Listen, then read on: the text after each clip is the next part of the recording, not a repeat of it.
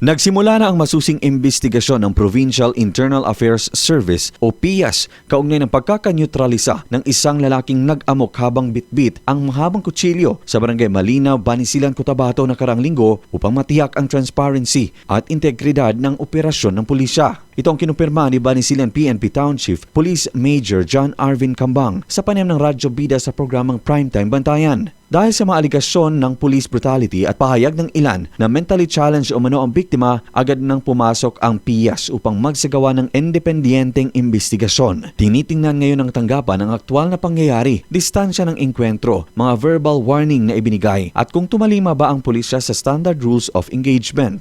Ayon sa hepe, bukas sila sa masusing pagsusuri at handang isumite ang lahat ng dokumento, testimonya at ebidensya. Anya, malagang makita ng publiko na ang proseso ay patas at hindi pinoprotektahan ng sinumang tauhan kung may paglabag na napatunayan. Inaasahan na ang resulta ng PIAS investigation ang magiging batayan kung may pananagutan ng masangkot na pulis o kung tama ang naging paggamit nila ng puwersa. Patuloy namang nananawagan ang pamunuan ng PNP sa publiko na maghintay ng opisyal na resulta at umiwas sa haka-haka habang nagpapatuloy ang investigasyon. Luigi Alan Totor, NDBC, Bida Balita.